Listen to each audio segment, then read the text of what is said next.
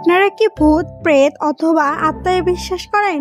মনে হয় আত্মারা আমাদের আশেপাশে ঘোরাঘুরি করে, কিন্তু আমরা কখনোই তাদেরকে দেখতে পাই না, শুধু মাঝে মধ্যে তাদের উপস্থিতি অনুভব করতে পারি।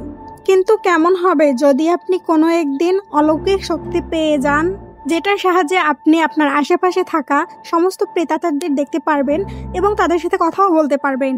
আর তখন সেই আত্মারা নিজেদের জীবনের অসম্পূর্ণ কাজগুলো আপনাকে দিয়েই করাতে চাইবে। এরকম একটা অবস্থায় আপনি কি করবেন? এমনই এক গল্প থেকে তৈরি আমাদের আজকের সিনেমা দ্য সিক্সথ সেন্স। 1999 সালে মুক্তি পাওয়া এই সিনেমার IMDb রেটিং 8.2।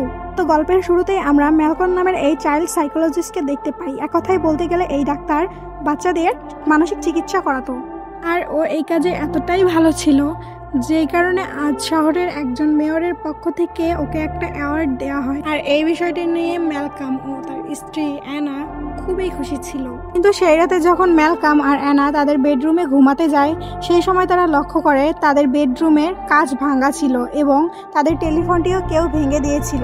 এসব কিছু দেখেই ওরা কোনো কিছু বুঝে ওঠার আগেই বাথরুম থেকে কিসের জন্য আওয়াজ পায়। তখনই ম্যালকম দেখতে পায় অচেনা একজন লোক নিজের সমস্ত জামা কাপড় খুলে তাদের বাথরুমে দাঁড়িয়ে দাঁড়িয়ে কান্না করছে। যেটা দেখে ম্যালকম অনেক ভয় পেয়ে বলে, তুমি কখনোই অনুমতি ছাড়া কারো বাড়িতে এভাবে প্রবেশ করতে পারো না।